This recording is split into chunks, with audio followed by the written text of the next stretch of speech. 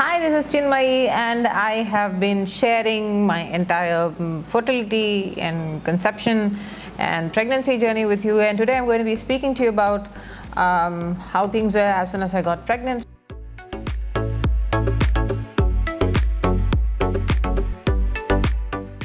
So I got to know, of course, it was definitely kind of tension filled to know whether I was pregnant or I was not.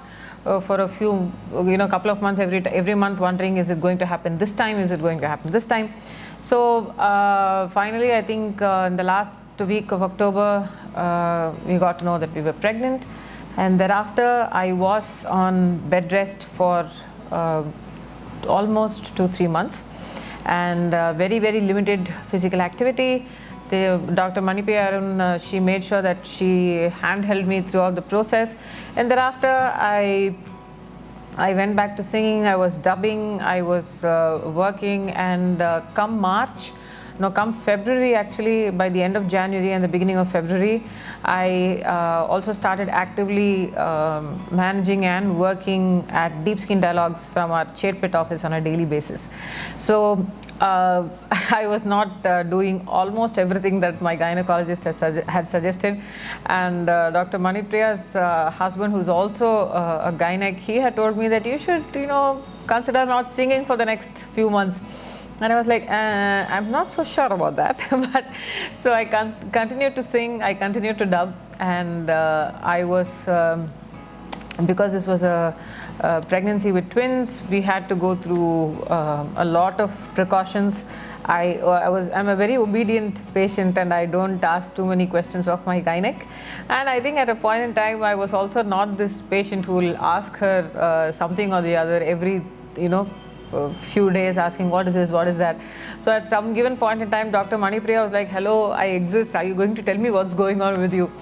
So I said there was nothing that I was worried about, so I didn't have anything to share. Nevertheless, my biggest thing throughout my pregnancy, and strangely and sadly, people are asking me on Instagram as to what did I do to lose my weight, how did I not gain weight. Now, that's actually tragic that people are so worried about gaining and losing weight, especially when your top goal should be about nurturing your babies and making sure that you're healthy.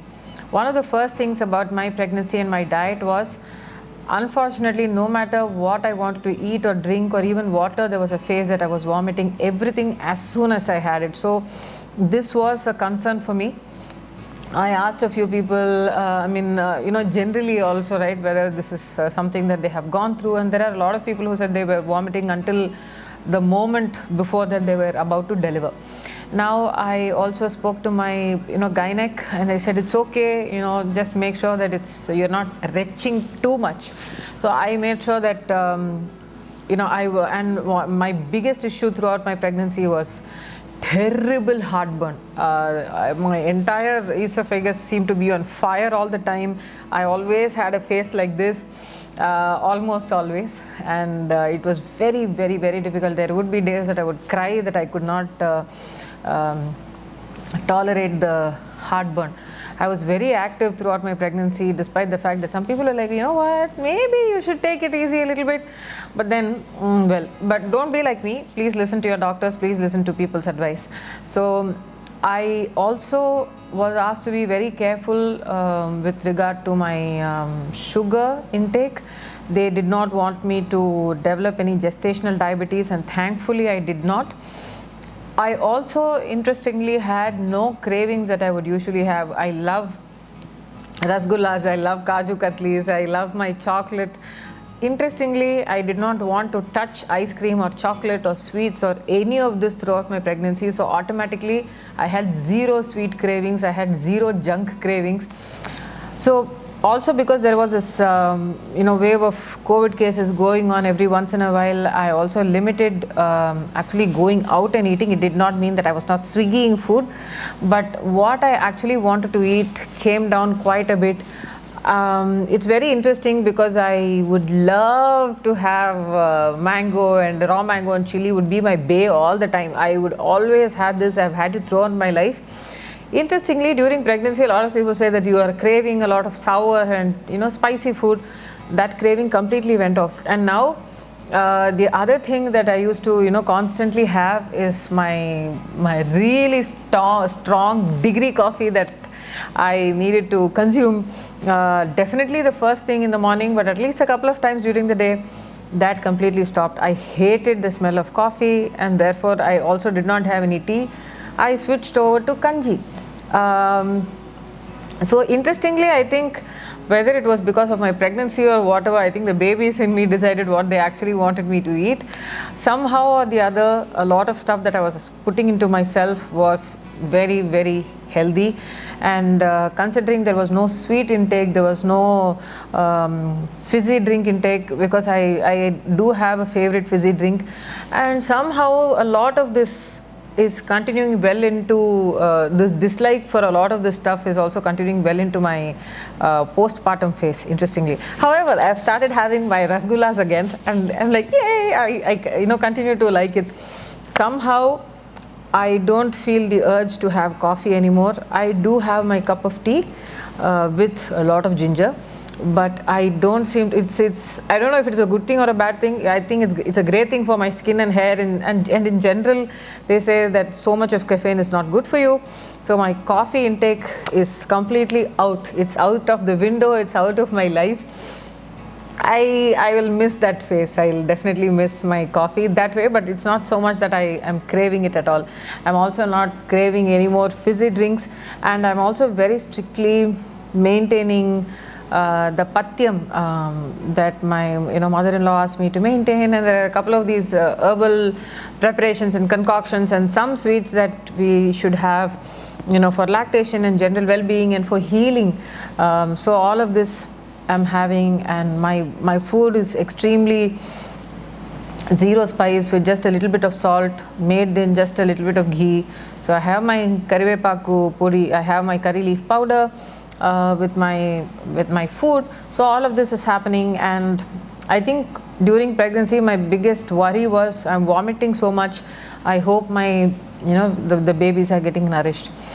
I did. The other thing that I also need to mention is that I absolutely love the people at Mediscan Chennai. Dr. Sudarshan especially is a rock star.